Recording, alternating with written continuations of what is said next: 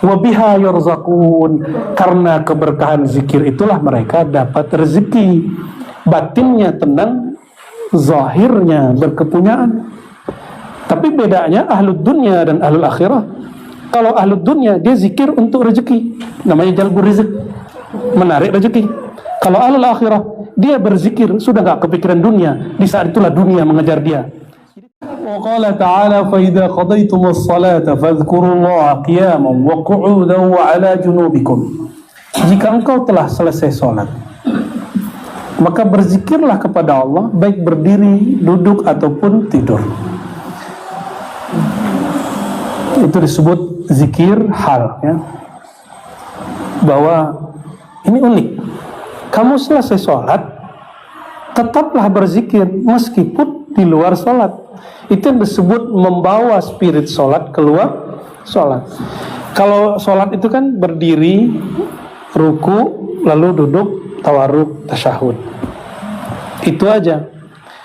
Jadi sholat zikirnya hanya di satu titik, cuma berbeda gerak. Sedangkan ayat ini mengatakan kalau selesai sholat jangan selesai zikir. Tidak ada namanya saya telah berzikir. Itu konsep yang keliru.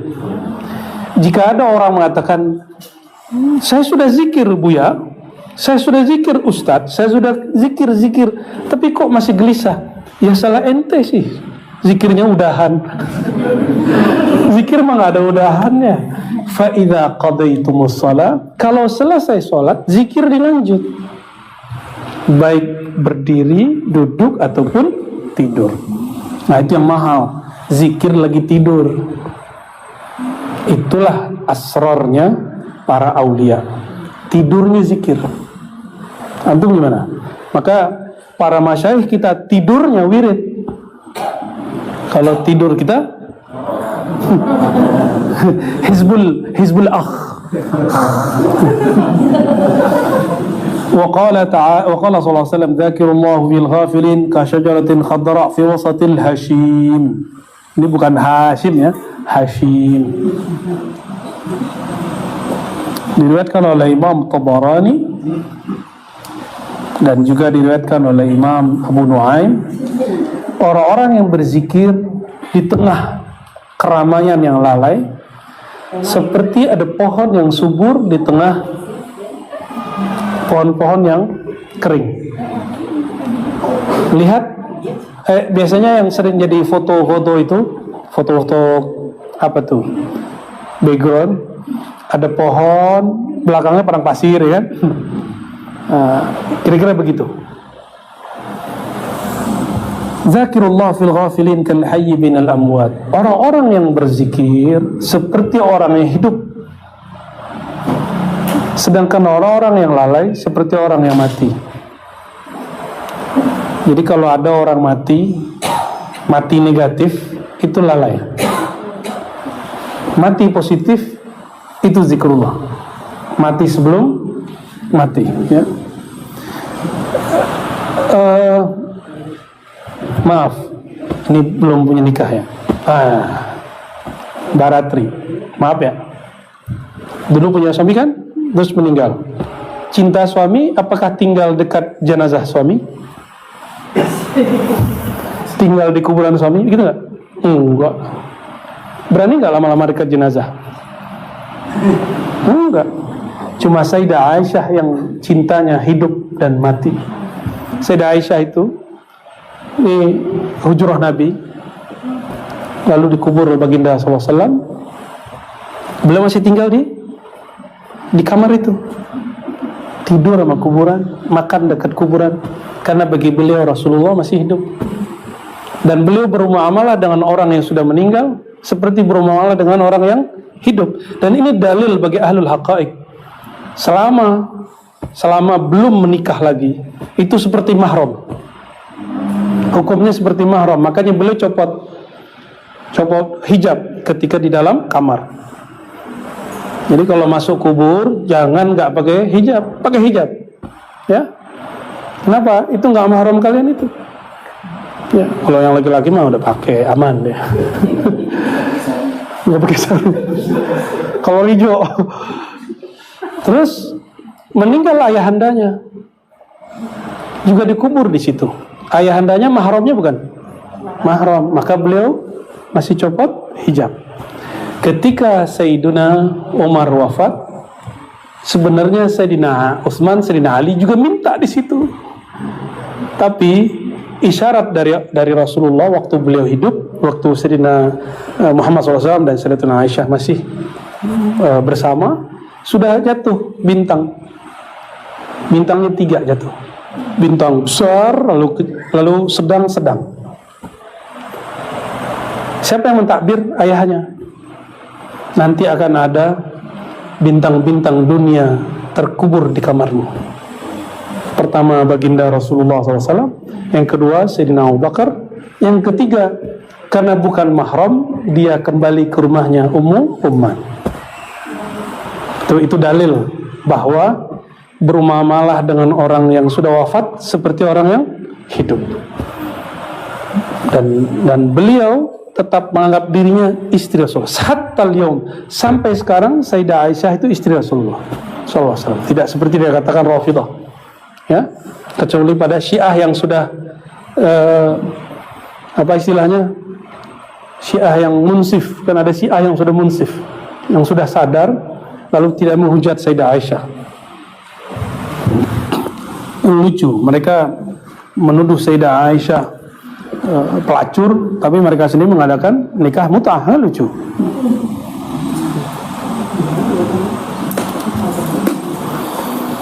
Ma jalasa qaumun majlisan yadhkuruna Allah Ta'ala illa haffat bihimul malaikata wa ghasyiyatuhumur rahmah wa dzakarahumullahu Ta'ala fi man 'indah. Hadis ini sahih, ya, ada di Muslim, tapi ini versi Imam Ahmad sepertinya. Tidaklah suatu kaum, nah kita ini kaum, jalasa, duduk di suatu majelis. Majelis itu bahasa Arab yang kemudian diislamikan, diindonesiakan menjadi majelis persuratan rakyat. Bahwa ini bukti jelas bahwa negara ini sudah diislamikan oleh pendirinya. Dewan bahasa Arab bukan? Diwan, apa arti diwan? Bisa runtutan syair. Diwan juga bisa berarti kelompok, bisa juga berarti bangunan, bisa berarti macam-macam arti diwan itu. Tidaklah bermajlis satu kaum, nah itu terjemahan bebasnya, untuk berzikir kepada Allah. Yazkuruna, jamak atau mufrad? Jamak atau single? Ya, plural atau single?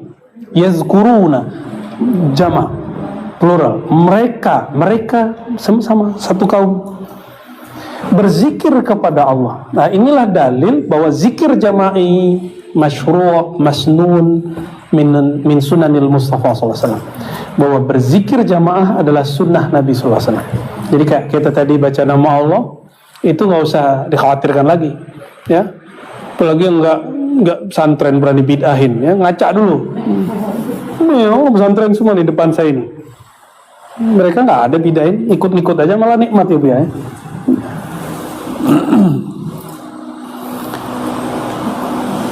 Illa hafat bihimul malaikah, malaikat mengerubungi. Makanya zikir itu walaupun tempat tadi panas terasa sejuk, walaupun badan saya lemas terasa kuat. Ya, kalau situ paling pojok kan, yang ini dapat AC, itu dapat kipas angin, lah kita dapat keringat tuh. Tapi alhamdulillah, ya, nikmat. Jadi zikir itu bikin hafat bihimul malaikah, dikipas-kipas malaikat.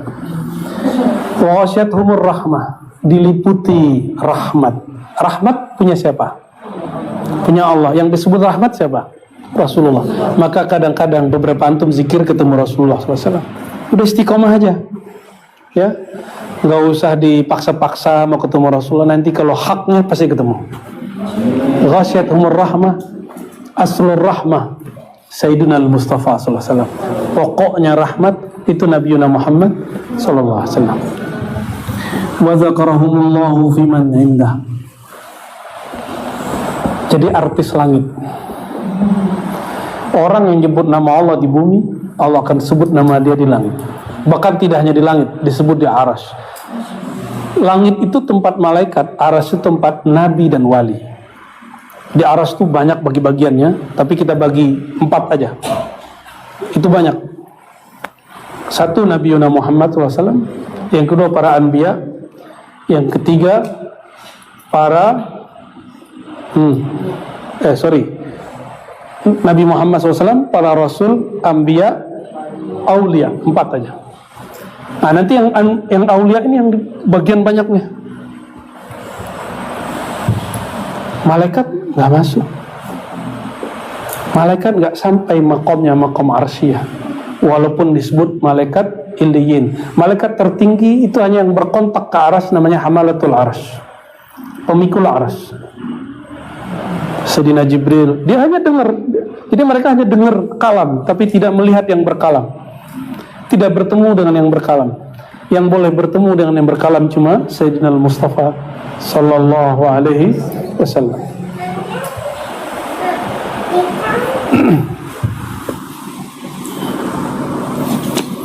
Nah, orang-orang ini jadi artis dari sana. Gimana? Pada pengen terkenal kan di dunia? Itu macam Bismillah.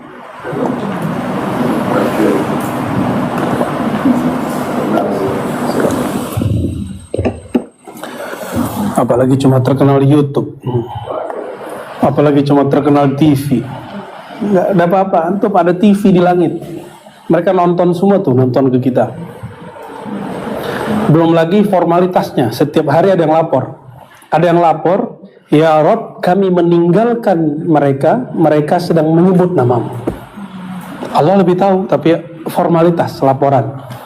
Mereka lapor di Lauh Mahfuz, masuklah daftar antum ke Lauh Mahfuz. Baru sampai Lauh Mahfuz, yang seneng dulu. Ya, begitulah terus. Tapi ada yang menyebut nama Allah karena tujuan. Allah itu tidak perlu tujuan. Yang butuh tujuan itu yang belum sempurna. Allah telah sempurna, selalu sempurna. Maka dia mencipta tidak perlu ada tujuan. Tujuan itu untuk makhluknya. Jadi ayat wa ma khalaqtul jinna wal insa itu jangan dipahami Allah bertujuan. Bukan, Allah menciptakan kamu, tujuan kamu adalah untuk ketemu dia. Bukan tujuan Allah. Ini karena gak belajar ilmu akidah, orang-orang kebalik-balik nyebutnya. Tahu tafsir tapi gak tahu akidah, gawat. Maka sebelum mentafsir mesti kuasai ilmu akidah. Jangan kayak yang di provinsi sebelah kita nih, yang mengatakan wawajadaka dhallan fahada. Allah mendapatimu sesat hai Muhammad, lalu dia memberimu hidayah. Kata si ustadz nih, Allah itu mendapati Nabi Muhammad dulu sesat. Jadi Nabi Muhammad dulu sesat. Kata siapa? Si ustadz. Masya Allah, betul-betul. Ini akibat menafsir. Ini yang disebut oleh Imam Ghazali tadi. Bahaya mentafsir dengan falyatabawwa maq'adahu minan nar. Siap-siap untuk menjadi bahan bakar nanti di neraka. Jangan coba-coba, ya. Saya pun minta ampun kepada Allah apabila mentafsir dengan hawa nafsu. Auzubillah min dzalik. Yang ada, ya kita menggali yang di dalam lagi. Itu aja. Kalau orang nggak terima nggak apa-apa. Kan dulu kita mentafsir Qul huwallahu ahad. Ya ada nggak terima ya nggak apa-apa. Kan nggak pasti benar. Yang benar kan Qul huwallahu ahadnya.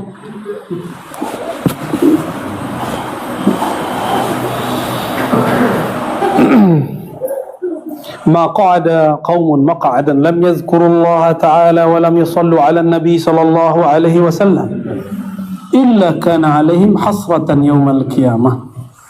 Coba tuh hadis-hadis Imam Ghazali itu hafal semua lah itu. Itu nggak ada beliau satupun yang nyontek, itu hafal semua itu. Terus tiba-tiba ada ustadz sekarang mengatakan Imam Ghazali nggak ahli hadis. Kepalamu berhadas.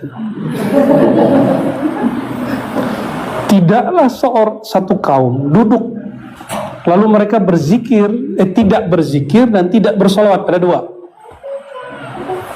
Maka taharatul majlis dua, zikrullah dan solawat. Ngumpul-ngumpul mau di kafe, silakan ngumpul di kafe. Antum kan nggak haram tuh duduk di kafe. Ini kan mahasiswa nih senang nongkrong, ya. Oh ya, Bang Dik juga punya goa ya. Goa bid'ah. Cari goanya gak ketemu. Tulisan doang. Goa. Ternyata go tuh Allah. Keren tuh Bang Dik ya.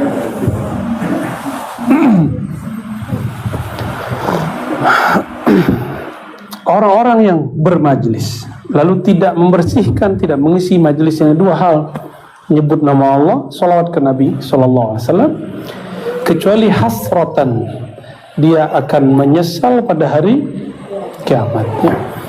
Makanya kita setiap mau ngaji salawat dulu ya, jangan kemudian ngeluh kapan sih turunnya, sengaja biar adem dulu. Kan dari jalan kan panas tuh, macet, ngebel orang, dibel orang kan kesel tuh. Diademinnya pakai selawat.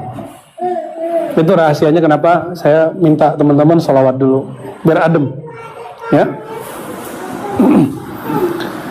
Wa qala sallallahu alaihi wasallam, afdalu ma qultu ana wan nabiyyuna min qabli la ilaha illallah ya. Ini ada di riwayat Imam Abu Nu'aim ya. Yang paling afdol yang dikatakan para nabi oleh para rasul sebelum aku, yaitu la ilaha illallah. Maka ketika Sayyidina Musa minta zikir khas yang diberi Allah, la ilaha illallah. Jadi sekelas Sayyidina Musa, zikir khasnya la ilaha illallah. Terus antum mau yang aneh-aneh? Udah hajar aja baca la ilaha illallah. Nanti kalau muncul nama-nama yang unik, nikmati. Itu hadiah dari Allah Subhanahu wa ta'ala ya. Wa qala sallallahu alaihi wasallam, man sabbahallaha dubura kulli salatin 33. Siapa yang bertasbih setelah salat 33. Pakai angka enggak? Bawa dalil pakai angka boleh, ini dia. Wa hamida 33, bertahmid 33 kali. Wa kabbara 33. Takbir juga 33 kali. Apakah itu pembatasan? Tidak. 33. Kalau saya nyebutnya 32, bid'ah enggak? Enggak. Kalau 34, enggak juga. Itu cuma contoh. Jadi kalau yang mengatakan bid'ah lebih, saya kurang bisa paham ya. Wa khatamal mi'ah, ini contoh aja. Lalu ditutup yang ke-100, la ilaha illallah wahdahu la syarika lahul mulku wa lahul hamdu yuhyi wa yumiitu wa huwa ala kulli syai'in qadir. Ghufirat dzunubuhu, diampuni dosanya, walau kanat misla zabadil bahri, meskipun sebanyak buih di lautan. Pernah ngitung? Saya nggak sempat ngitung gitu ya. Beberapa guru kami mengatakan kecuali dosa besar. Dulu saya juga menganggap itu, tapi setelah kita timbang-timbang dengan hadis-hadis yang banyak, ternyata kabiran kana aw saghiran, mau besar mau kecil, kalau kita tenggelam dalam lafaz la ilaha illallah, maka dosanya ikut lenyap. Jadi nggak usah khawatir, kan kita nggak ada yang suci tuh. Saya juga nggak suci, antum juga nggak suci. Saya yakin ini wajah-wajah pendosa semua nih, apalagi saya sendiri ya. Kita banyak-banyak baca la ilaha illallah, leburkan itu. Nanti la ilaha illallah ini akan membakar dosa kita, terbakar itu dosa. Makanya sebagian orang kalau zikir panas, Allah lagi bakar dia itu ya. Sebagian orang bisa menciumnya, sebagian masyayikh bisa mencium baunya, tapi kadang-kadang dia senyum-senyum aja ya. Oh, si anu lagi dibakar. Bahkan baunya dia tahu ini dosa apa yang dibakar. Antum udah fokus aja sama Allah kalau lagi zikir tuh ya. Jangan takut nanti ketahuan. Kan ilmu batin ya. Allah yang batin yang ngasih tahu. Wa ruwiya anna rajulan jaa ila Nabi sallallahu alaihi wasallam. Tadi itu hadis Muslim ya.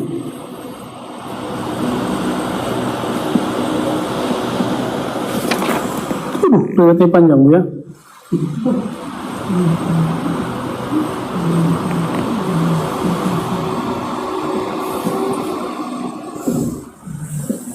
Apalah, kita baca aja lah ya. Ada seorang kepada Nabi SAW lalu mengatakan, ya Rasulullah, tawallat 'anid dunya, dunia kok nggak pernah datang ke aku. Wa qalat dzatu yadayya, asetku sedikit wahai Rasulullah, nabung-nabung tapi nggak pernah kumpul. Wa qala alaihi salatu wassalam, apa kata Rasulullah? Payah kamu ya. Aina anta min salatil malaika wa tasbihil khalaik wa biha yurzaqun. Ini dahsyat ini. Ini mau kaya kan? Tapi nggak perlu ngarepin Allah kasih langsung. Nggak perlu ingat-ingat itu. Zikir aja kerjanya. Zikir apa? Aina anta min salatil malaika.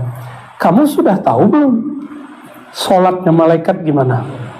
Tasbihnya makhluk dengan apa? Dan karena sholat dan zikir mereka itu, Allah berkahi rezeki mereka. Malaikat tidak makan nasi loh. Dengan apa mereka kenyang? Kalau zikir. Itu sebabnya malaikat hadir ke majelis kita kalau orang lagi zikir. Di situ dia ada resto ribat. Di resto ribat setiap hari apa? Itu malaikat datang sekedar menyantap. Itu hari Jumat ya, jalannya alhamdulillah. Terima kasih Bu Yasfi, Bu Aldomi, David Daus, Ami Falah ya, Laura Ali sudah mau memimpin zikir. Mereka berempat aja kan, mereka diuji mau ntar tuh ya, ada murid rebutan punya murid ya. Ya, kadang-kadang ada orang teman kita mimpin kurang serap, ngerendahin apa enggak atau ngikutin. Kalau dia ngikutin, dia akan mendapatkan sirnya. Kenapa zikir jamaah itu mahal? Karena orang di situ tukar-tukaran kunci zikir. Antum kalau sendiri walaupun naik langsung, tapi nggak punya khazanah, nggak punya cakrawala. Tapi kalau sering bermajelis, istilahnya kaya, zikirnya kaya, berkahnya banyak. Karena satu zikir dibaca oleh satu orang, sekian malaikat mendekat. Wabiha yurzaqun, karena keberkahan zikir itulah mereka dapat rezeki. Batinnya tenang, zahirnya berkepunyaan. Tapi bedanya ahlud dunya dan ahlul akhirah. Kalau ahlud dunya dia zikir untuk rezeki, namanya jalbur rizq, menarik rezeki. Kalau ahlul akhirah dia berzikir sudah gak kepikiran dunia, di saat itulah dunia mengejar dia. Jadi ternyata dunia itu seperti seorang yang jual mahal, pas ditinggal nyari, ditinggal ngejar, disapa, assalamualaikum, lu siapa? Bawa modal dong, gitu kan. Pas ditinggal, manggil-manggil, mas, ngejar, itu dia. Jadi dunia jangan ditimbang sama zikir. Satu subhanallah lebih mulia dari dunia dan sisinya. Titik. Maka jangan minta dunia dengan subhanallah. Itu yang kita sebut kemarin itu selamat onta dan orang.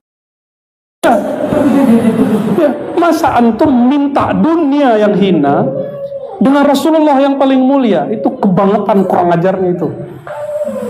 Tapi boleh indal awam, bagi orang awam. Kalau bagi orang yang khawas, yang beradab, yang tahu adab ma'rifatullah, gak berani dia. Makanya Sidi Syekh Abdul Hasan Syazili marahnya gak tanggung-tanggung. Apa kata beliau? Murid makhluk paling dimurkai yang minta apa? Kepada Allah dengan amal akhirat untuk urusan duniawi. Kecil sekali, kecil. Ya, semakin kepikiran dunia semakin jauh dia. Udah gitu, itu rumusnya. Karena dia sok jual mahal, maka tinggal-tinggallah dia. Ya, cuek-cueki, nanti dia kangen sama antum. Ntar dia WA duluan dia. Dunia nge-WA kita. Allahumma sholli ala Sayyidina Muhammad. Masuk ya hadisnya? Masuk ya. Hadis ini walaupun tidak sampai derajat sahih, cuma ini sesuai dengan yang sahih dari hadis dan yang mutawatir dari Qur'annya. Qala faqultu wa madza ya Rasulullah? Apa tasbih dan salatnya malaikat dan tasbihnya semua makhluk ya Rasulullah? Lalu Rasulullah SAW mengatakan subhanallah bihamdi subhanallahil azim. Ya, subhanallah bihamdi subhanallahil azim. Sini tambahin wa bihamdi. Astaghfirullah mi'at marah, ini sebenarnya gabungan maknawi, riwayat bina'ana. Istighfar 100, subhanallah bihamdihi subhanallazim 100, antara terbit fajar dengan syuruk ya. Ila antasala subuh ta'tika dunya raghimatan saghiratan. Kalau kamu sudah mulai mampu berzikir begini, tidak kepikiran dunia sejenak saja, dunia akan mendatangi kepadamu.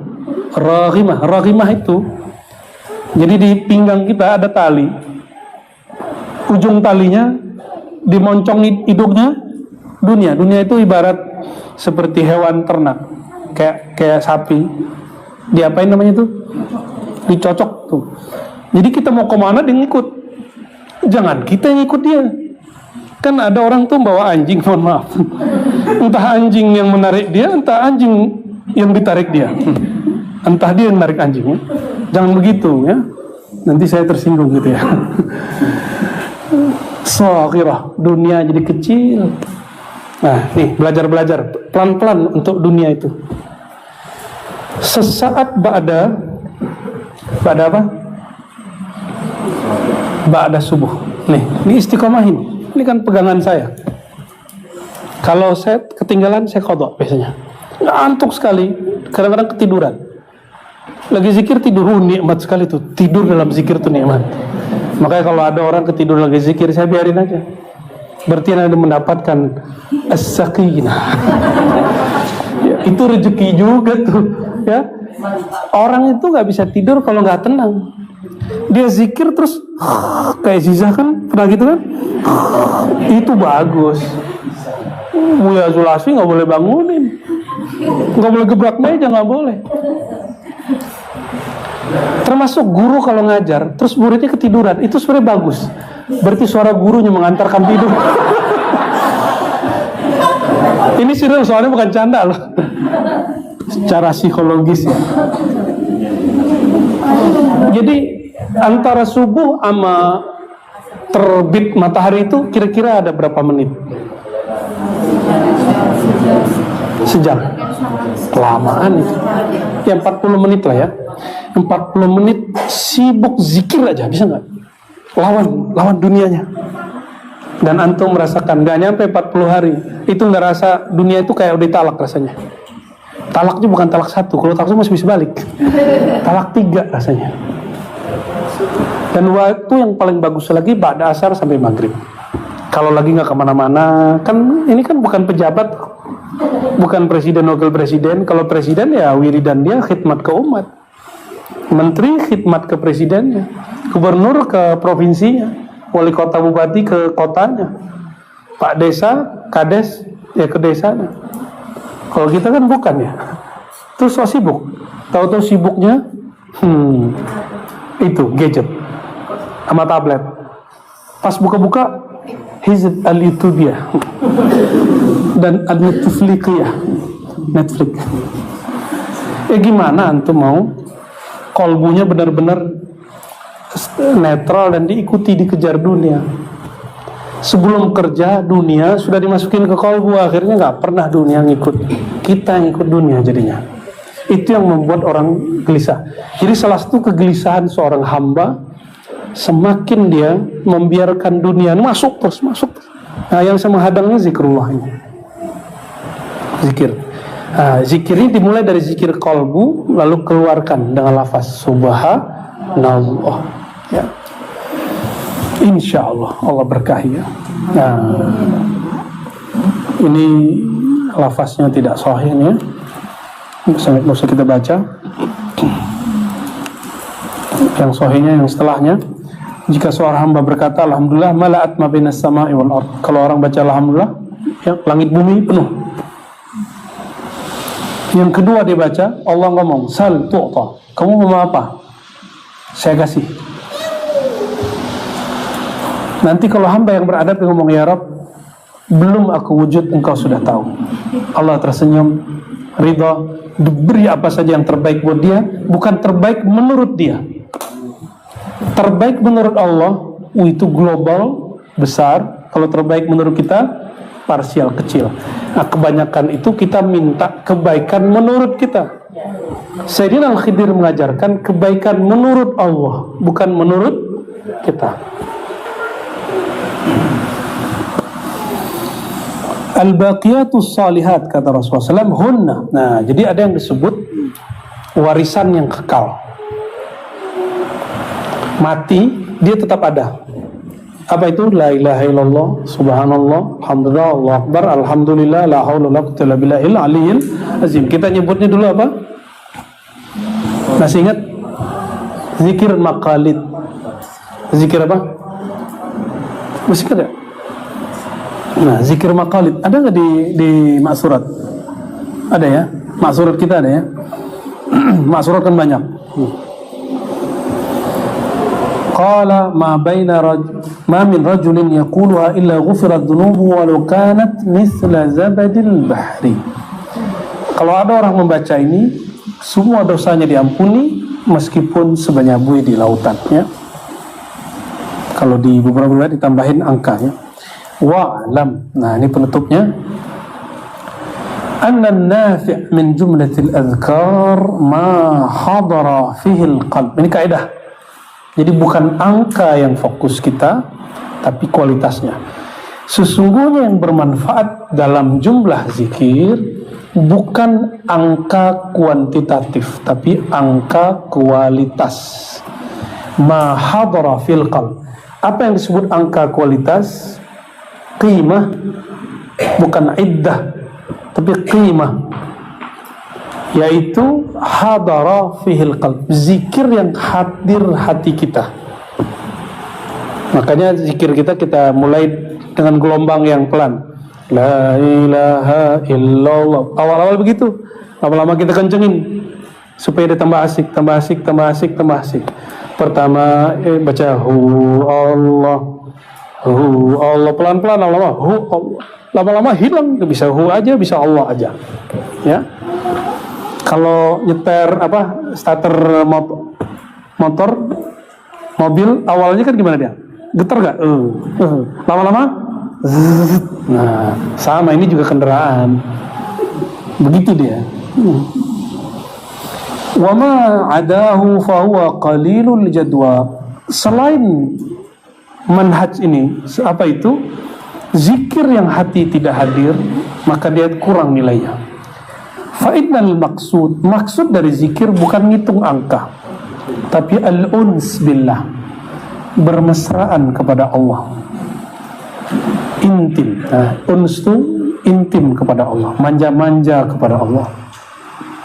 Jadi Allah itu, ini bahasa nakalnya Pak, senang dipacari. Tapi ini nggak boleh pakai ya, cukup hari ini aja.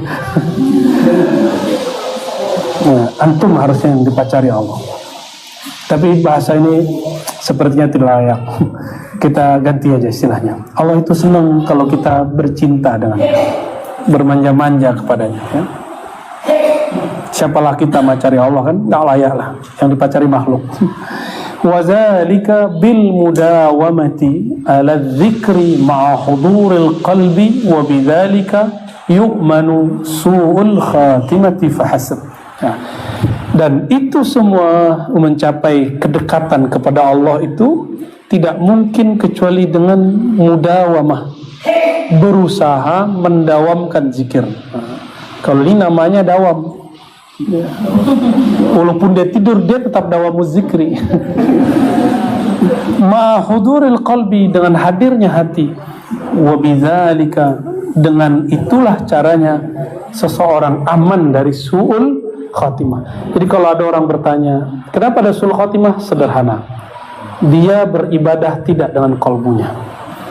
Maka ini menjelaskan hadis, ada orang jarak dia dengan surga cuma 1 jengkal, tapi su'ul khatimah karena ibadahnya baru kuantitas, belum dengan kualitas qalbunya. Kita memohon kepada Allah ayyu'inana ala dzikri.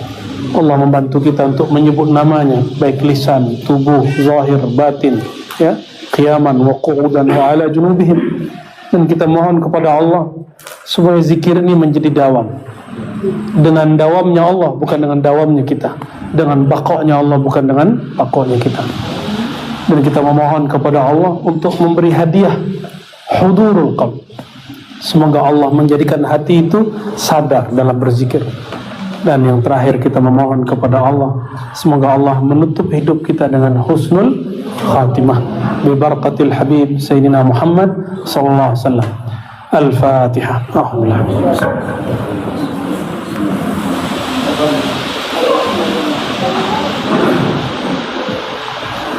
Alhamdulillah rabbil alamin. Subhanakallahumma wa bihamdika asyhadu an la ilaha illa anta astaghfiruka wa atubu ilaik.